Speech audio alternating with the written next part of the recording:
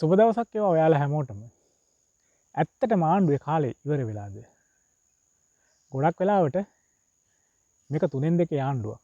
නැත්නම් 3න් 2 බලයකට වැඩි മന്ത്രിවරු 159ක් ඉන්න මෑත ඉතිහාසය ගත්තොත් අධික බලයක් ලබාගත් ආණ්ඩුවක් කිව්වොත් නිවැරදියි. ඒ වගේ ආණ්ඩුවක් දැන් අවුරුද්දක් වගේ කාලයක් ගත වෙනකොට යාළගේ බලය ඉවරද? ඒ ප්‍රශ්නේ අහන එක නිකන් විහිළුවක් වගේ ඔයාලට පේන්න පුළුවන්. මොකද යාළගේ තියෙන 3න් 2 බලය නැත්නම් මේ 159ක් නැත්නම් ආසන 225න් 159ක മന്ത്രി බලයක් තියෙන මේ වගේ ආණ්ඩුවක කාලේ ඉවරද කියලා අහන එකත් විහිළුවක් වගේ පේන්න පුළුවන් මේ අවුරුද්දක් වගේ කෙටි කාලයක් ඇතුළත. අපි ඉතින් බලමු මේ ආණ්ඩුවට මොකද වෙලා තියෙන්නේ කියලා මුලින්ම නේද? ඉතින් ඔයාලා දන්නා මේ දවස්වල තනින් තන ඔයාලට දැකලා තියෙනවා මේ සම්පකාර ඡන්දය. ඇත්තට මේ සම්පකාර ඡන්දය ගත්තාම ගොඩක් තැන්වල මේ ආණ්ඩුව එහෙම නැත්නම් මේ මාලිමාව පරාජය වෙලා තියෙනවා ඔයාලා දකිනවා. සමහර තැන්වල එකම ඡන්දයක්වත් දිනා ගන්න නැත්නම් එකම පත් කිරීමක් කරගන්න බැරි විදිහට මේ අය මේ සම්පකාර ඡන්දේ පෙරදිලා තියෙනවා. සමහර තැන්වල නම් 2 3 4 ඔය වගේ අරන් තියෙනවා. නමුත් බහුතරයක් විදිහට ගත්තොත් මේ ඒකාබද්ධ විපක්ෂයේ විදිහට එකතු වෙච්චි කොටසට නැත්නම් මේ ඒකාබද්ධ විපක්ෂයට සාතිශය බහුතරයක් නැත්නම් අති බහුතරයක් ලබා ගනිමින් මේ සම්පකාර ඡන්දේ දිනමින් ඉන්නවා. ඇත්තටම සම්පකාර ඡන්දේ කියන දේ මේ රටේ ජනතාවයේ ජන මතය නියෝජනය වෙනවද? ඒකට සරල උත්තරය දුන්නොත් ඔව්. යම් ඇත්තක් තියෙනවා ඒක. ඔව්. මේ රටේ ජනතාවගේ මතය නියෝජනය වෙනවා. ඇත්තටම ඔයා දන්නවා ඇති අනුර කුමාර දිසානායක මහතා එක වෙලාවකදී කියනවා මේ සම්පකාර ඡන්දේ ඒක දවස්වල තියෙනකොට එතකොට වෙන ආණ්ඩු තියෙන කාලේ මේ සම්පකාර ඡන්දේ ආණ්ඩුව පරදිනවා නම් ඒ ආණ්ඩුවේ ජනමතය ඉවරයි කියලා. ඉතින් ඒ තියරි එකම ගත්තාම මේ ආණ්ඩුවටත් අදාළ වෙනවද? ඔව් අදාළයි. වෙන අයට අදාළ නම් මෙයාලට අදාළ නොවි තියෙන්න බෑනේ. දැන් අපිට බලය තියෙනවා අපිට 3න් 2 තියෙනවා කියලා කෑ ගැහුවට වැඩක් නැහැනේ. මොකද දැන් මේ වෙනකොටත් සම්පකාර ඡන්දය සමහර තැන්වල එකක් අන්න නැතුව පරදිනවා. සමහර තැන්වල කිහිපයයි තියෙන්නේ. ඉතින් මේ විදිහට පරදින එකත් ගැටලුවක්නේ. ඇත්තට මේ සම්පකාර ඡන්දෙත් ඡන්ද දෙන්නේ මිනිස්සුයෝනේ. ඇත්තට මේ සමාජයේ ඉන්න මිනිස්සුයෝනේ.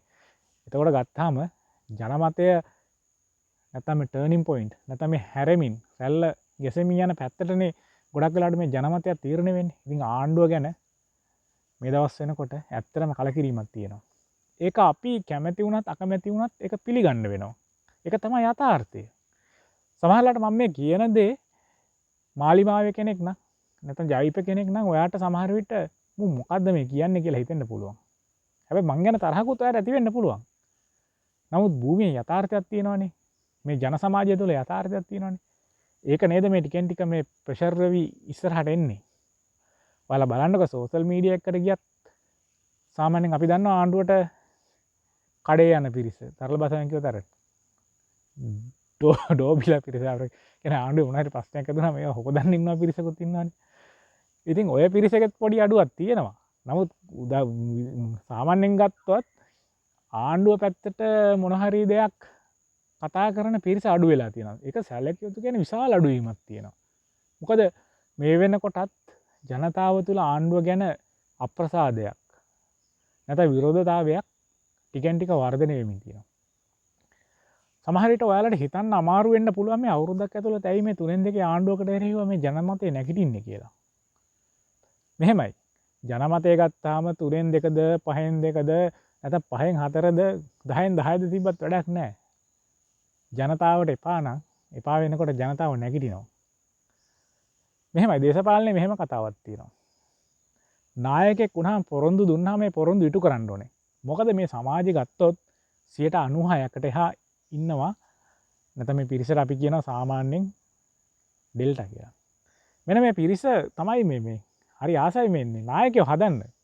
ඉතින් එයාලම ගිහිල්ලා නායකයෝ පත් කරගන්නවා. හැබැයි මේ පත් කරාට එයාලා බලාපොරොත්තු වෙන දෙයක් තියෙනවා නායකයන්ගේ. ඒ බලාපොරොත්තු වෙන දේ නායකයෝ ඉටු කරන්න ඕනේ. මොකද ඡන්දයක් දෙන්නේ ඒ කරනවා කියපු දේවල් කරනවා බලාගෙන. ඒතකොට මේ 96ක් 98ක් විතර ඉන්න මේ පිරිස අනිවාර්යෙන් බලාපොරොත්තු වෙනවා මේ ආණ්ඩුව බලයට පත් වෙනවා. නැත්නම් මේ නායකයෝ බලයට පත් වුණාම නායකයෝ Tamanට දෙනවා කියපු දේවල් දෙන එක. හැබැයි එහෙම දෙන්නේ නැත්නම් මේ පිරිස අපි කිව්වොත් මේ නායකත්වයට කඩේ යන්නේ නැහැ. මෙයාලා ආයෙත් ගිහිලා කොහෙන් හරි නායකයෙක් ඇදගෙන ඇවිල්ලා ඔය පුටුවල ඉඳනවා. ඒක තමයි මේ මිනිස්සුන්ගේ හැටි. ඒ ඔය ඩෙල්ටා කියන පෞරුෂය තියෙන මිනිස්සු ඔක තමයි කරන්නේ. හරිද?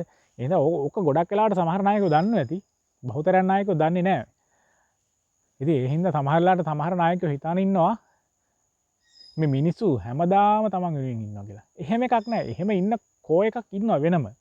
ඒ පක්ෂවලට වෙනම කෝ එකක් තියෙනවා. ජයිපට වෙනම කෝ එකක් තියෙනවා. UMPට වෙනම කෝ එකක් තියෙනවා. පොහොට්ටුවට වෙනම කෝ එකක් තියෙනවා. ශ්‍රී ලංකා නිදහස් පස්සේ ගත්ත එකට තියෙනවා. සජපිට තියෙනවා. හැබැයි ඒක කොහෙත්ම ප්‍රමාණවත් වෙන්නේ නැහැ ඡන්දයක් දිනන්න. ඡන්දයක් හැම වෙලේම දිනන්නේ මේ හෙට මෙහෙට පයින් නැත්. එහෙට මෙහෙට පයින් කියන අර්ථය අපි මෙහෙම කියමුකෝ. අර ඒක ඒ කාලයට ගහන රැලි වලට ගිහිල්ලා ඡන්ද දෙන මිනිස්සුන්ගෙන් තමයි මේ මිනිස්සු දිනන්නේ. වෙන කොහෙන්වත් නෙවෙයි. මොකද ලංකාවේ ප්‍රධාන වශයෙන් දේශපාලනය ගත්තොත් ධාරා දෙකක් යට තියනවා. කොටසක් සමාජවාදී පැත්තට නැඹුරුව ඡන්ද දෙන ජනතාව, තවත් කොටසක් ධනවාදයට නැඹුරුව ඡන්ද දෙනවා. සමහර කොටසක් ඉන්න ওই දෙකටම බරව ඡන්ද දෙනවා. ඉතින් කොහොමත් මේ නායකයෝ දැනගන්න ඕන දෙයක් තමයි තමන් මොන හරි දෙයක් කියවනම් ඒක කරන්න. ඉතින් මේ ආණ්ඩුව ගත්තොත් ඉතින් කියපු දේවල් කරේ නෑනේ. කරන්නෙම නොකියපු දේවල්නේ. මේක හරියට නිකන් මේ ආණ්ඩුව ගත්තොත් අර රනිල්ගේ බ්ලූ ප්‍රින්ට් එකක් වගේනේ. රනිල්ගේ බ්ලූ ප්‍රින්ට් එකක් ඇත්තටම මේක. මොකද රනිල් කරපු දේවල් තමයි මේ කට්ටිය කරන්නේ. හැබැයි මෙයාලා කීව කතන්දර ඊට වැඩිය හරි වෙනස්. බඩු මිල අඩු කරනවා, තෙල් මිල අඩු කරනවා. ඒතර හාල් ඇටයක් පිටරටින් ගේන්නේ නැහැ. ඊළඟට ගොවිතැන් නගා හිටවනවා, දේශීය ආර්ථිකයක් හදනවා, කර්මාන්ත නගා සිටවනවා. අර රස්සා දෙනවා, මේ රස්සා දෙනවා, අර කාර් දෙනවා. මොන්න තරම් හීන මල්ලක්ද. දූෂිතයෝ හිරේ යවනවා. මෙන්න මේ නොයෙක් විකාර කතන්දර ටිකක් කියනවා. හැබැයි අපි දන්නවා මේ ප්‍රායෝගික ලෝකේ ඔය කියන කතන්දර ගොඩක් දේවල් කරන්න බෑ කියලා. මොකද අපේ රටේ ආර්ථිකේ ප්‍රමාණයක් තියෙනවා. සමාජය දුවන විදිහක් තියෙනවා. ඒ දේවල් වලට පිටින් අපිට යන්න පුළුවන් සීමාවක් තියෙනවා. ඉතින් ඔය වේදිකාව වලට නැංගාම අර ජනතාව හුරේ දානකොට ජනතාව රවට්ටන්න නැත්නම් ජනතාව ඉස්සර පච කියන්න, හිතලු කියන්න, නැත්නම් හදපු කතා කියන්න හරි ලේසි. මොකද කටින් වචන කියන එක හරිම ලේසි. හැබැයි ප්‍රායෝගික ලෝකේ ප්‍රැක්ටිකල් කරන්න ගියාම ගොඩක් අමාරුයි. ඉතින් මේ වෙනකොටත් මේ ආණ්ඩුවට සිද්ධ වෙලා තියෙන්නේ තමන් කරනවා කියපු දේවල් කරන්නේ නැතුව වෙන වෙන දේවල් කරනවා. දැන් බදු අඩු කරනවා කියුවා. ඇත්තටම බදු අඩු කරලා තියෙනවද නැහැ. IMF එක ගෝ ඒ බදු වැඩි කිරීම කරලා තියෙනවා. ඒතර IMF එක ගෙදර යවනවා කියුවා. දැන් IMF එක ගෙදර ගිහිල්ලාද නැහැ. IMF එක ඉන්නවා. ඉතින් ඇයි මේ? ඒතර මිනිස්සුන්ට කොහොමේ නිකන් දෙනවා කියපුව හම්බුණාද? නෑනේ. ඉතින් මෙන්න මෙහෙම වුණාම නායකයෙක් වුණාම නායකයෙක් හරි පරිස්සම් වෙන්න ඕන නායකත්වයේ ලබා ගත්තට පස්සේ නැත්නම් අපු දනක ජනාධිපතිවරණයට ඉදිරිපත් වෙලා ජනාධිපති කෙනෙක් වුණොත් පාර්ලිමේන්තුවට ඉදිරිපත් වෙලා පාර්ලිමේන්තුවට ගියන්න පස්සේ තමන් කියන දේවල් කරන්න ඕනේ. මොකද මේ සාතිශය නැත්නම් මේ විශාල බහුතරයක් ඉන්න පිරිස නායකව පත් කරනවා තමයි.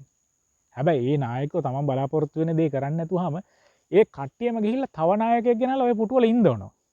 ඔන්න ඔය යථාර්ථය දේශපාලඥ විදිහට දැනගන්නත් ඕන, ජනතාව විදිහට දැනගන්නත් ඕන. ඒ පක්ෂවලට කඩේ යන මිනිස්සු දැනගන්නත් ඕන. තමන්ගේ නායකව තමන්ට පොර වෙන්න පුළුවන්. හැබැයි ලෝකෙට එහෙම නැති වෙන්න පුළුවන්. ඉතින් ඒ හන්දා ඔය දෙන පොරටෝක් දුන්නට ඔක් කරන්නේ නැතුවම මිනිස්සු ගිහලා තව නායකයෙක් ගෙනල්ලා ඔය තැන්වල ඉඳවනවා. ඒක Aද Bද Cද කියලා එකක් නැහැ. ඔය හැමදාම කඩේ යන කට්ටිය තමන්ගේ පක්ෂයට දෙයි. හැබැයි එයාලගෙන් මහ ලොකු ඡන්දයක් හම්බෙන්නේ නැහනේ. ඒ ඡන්දේ කොහොමවත් ලාංකීය දේශපාලනය තුන ජයග්‍රහණය කරන්න පුළුවන් තරමක නැහැ.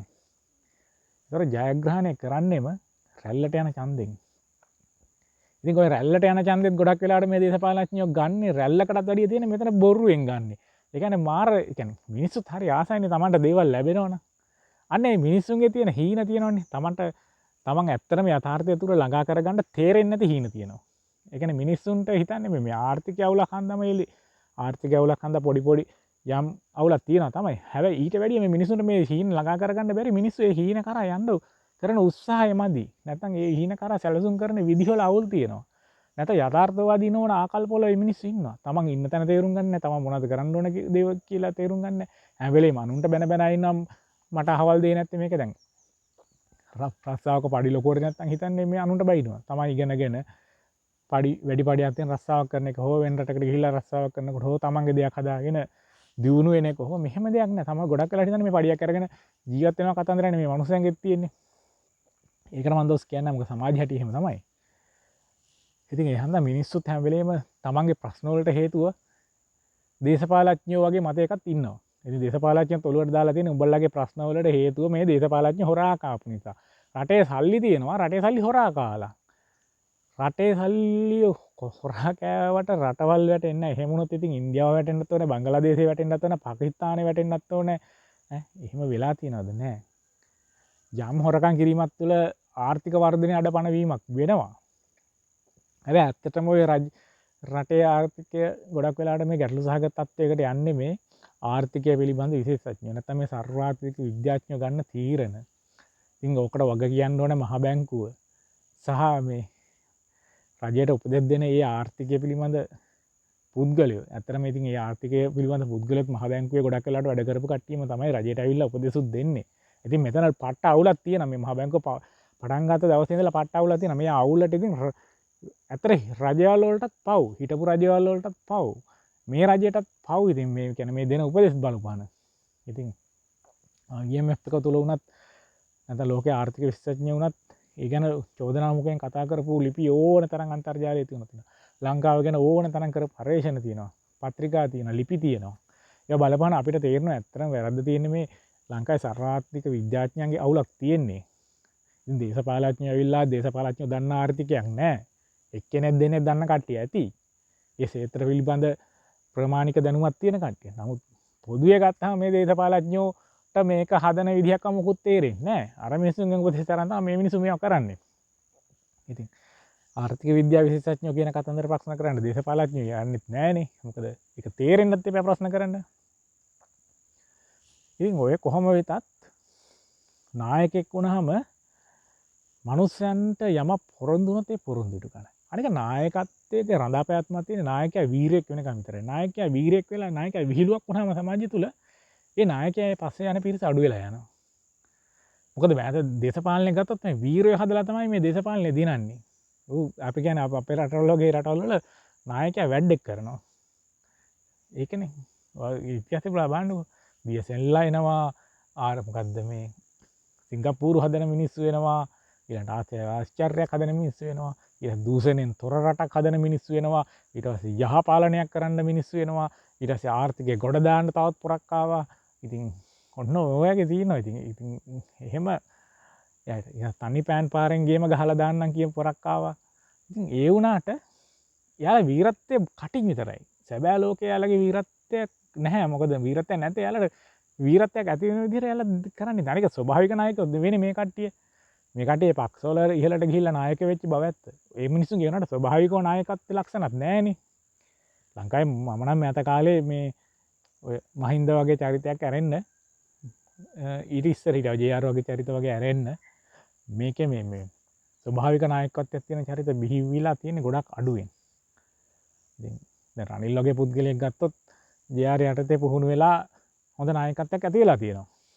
නමුත් අනිත් නායකයෝ ගත්තොත් එහෙම නායකත්වයේ ගතියක් නැහැ. දැන් සිරිසේන ගත්තත් එහෙම නායකත්ව ගතියක් නැහැ. අනුර කියන්නේත් එහෙම නායකත්ව ගතියක් නැහැ. එයාලා ඒ සමාජ ඒ කියන්නේ ඒ පක්ෂ තුලින් ඉස්සරහට ආව මිසක් එයාලා ස්වභාවික නායක නෙමෙයි. ඒතර අපි සජිත් ප්‍රේමදාස ගත්තත් ඒතර නාමල් රාජපක්ෂ ගත්තත් මේකට ස්වභාවික නායකයෝ නෙවෙයි. ඒ ආපු පසුබිමත් තුළ යම් නායකත්ව මට්ටමක අර ස්වභාවික නායකයෝ වගේ යම් දෙයක් සංකීර්ණ හිතලා තේරුම් ගන්න මේ කට්ටියට බෑ. ඒකයි මේ කට්ටිය අසාර්ථක වෙන්නේ. ඉතින් මේ කට්ටිය ගොඩක් වෙලාට අර තව පුද්ගලයෝ මත තමයි යැපෙන්නේ Taman දේවල් කරද්දී. ඉතින් මේ කට්ටියට මේ සිස්ටම් එක තේරෙනවද කියලාත් අපි දන්නේ නැහැ. සිස්ටම් එක නොතේරෙන හන්ද තමයි මේ වගේ දේවල් කරන්නේත් ඇත්තටම. ඉතින් ඒ හන්දා මේ පොරොන්දු දේශපාලනයකට වැඩිය පොරොන්දු ඉටු කරන්න ඕනේ. එහෙම නැතුනහම වෙන්නේ මේ මිනිස්සු කරන්නේ ඉන්න නායකයා එලවලා තව නායකයෙක් ගෙනල්ලා දානවා. ඔන්න ඔය කතන්දරේ තමයි මේ සම්පකාර ඡන්දත් එක්ක දැන් වෙමින් තියෙන්නේ. ඉතින් ජනමතය වෙනස් වෙලා තියෙනවා. ආණ්ඩුවට පැහැදිලිවම සරල බහුතරයක් මේ වෙනකොට නැහැ. ඇතර මම හිතන විදිහට ආණ්ඩුව 120ක 130ක ඡන්ද පදනමක් මේ වෙනකොට නෑ. ඒකත් අහිමි කරගෙන තියෙන්නේ. ඉතින් මේ විදිහට ගියොත් අවුරුදු කිහිපයක් යනකොට අර මුලින් හිටපු 100ට 3 නැත්නම් එයාලගේ හිටපු කෝයක විතරක් ඉතුරු වෙන තැනටම මේක තල්ලු වෙනවා. ඒ මෙයාලට රැල්ල වැටිලා ගියපු කොටස ගොඩක් වෙලාවට නාමල් රාජපක්ෂ කඩා ගනි. ඉතින් සජිත් සහ මේ රනිල් එකතු වුණොත් ඒ පැත්තට ඡන්ද ලැබිලා ඒ කට්ටිය වුණත් 2029 වෙනකොට රටේ ආණ්ඩු බලය ලබා ගන්න තැනක ඉන්න පුළුවන්. ඉතින් එහෙම නැතු වුණොත් නාමල් රාජපක්ෂලා මේ රටේ ආණ්ඩු බලය ලබා ගනි. ඉතින් ඔන්න ඕක තමයි කතන්දරේ. එහෙනම් කොහොමත් මේ ආණ්ඩුවට මෙතනින් එහාට යන්න බලයක් නැහැ. මොකද දැන් පළාත් සභා මැතිවරණ තිබ්බා මේ කට්ටියට කිසිම පළාත් සභාවක් පිහිටවන්න බෑ. ඒක එයාලා දන්නවා. හැබැයි එයාලට කඩ යන මිනිස්සු දන්නෙත් නැහැ. අර අපි ඩෝබිය ගැන කතා නොකරමු. ඒ කියන්නේ එයාලා එක පක්ෂයේ ඉන්න කඩේ යන කට්ටිය හිතන්නේ තාමත් ආණ්ඩු බලය. එහෙම එකක් නැහැ. මේ ආණ්ඩු බලය දැන් දිය වෙලා ඉවරයි. අපිට පේනවා. සෝෂල් මීඩියා ගියත් සමාජය ගියත් කතා වෙන දේ පේනවා. මෙයාලට බෑ කියන එක සමාජය තුළ මතයක් ඇති වෙලා ඉවරයි. ඒ හින්දා මිනිස්සු දැන් ටික ටික තීරණය කරන යනවා තව අලුත් නායකයෙක් ගේන්න කියලා. ඒ නාමල්ද රනිල්ද සජිද්ද කියන එක ඉදිරිය තීරණය වෙන දෙයක්. ගොඩක් වෙලාවට නාමල් එක්ක නාමල්ගේ පැත්තට යයි එක්කෝ සජිස්සා සජබේ එකතු වුණොත් ඒ පැත්තට යයි. ඉතින් මෙයාලගේ තියෙන ඡන්ද කොටස බහුතරයක් නාමල්ලගේ පැත්තට කැඩලා එනවා.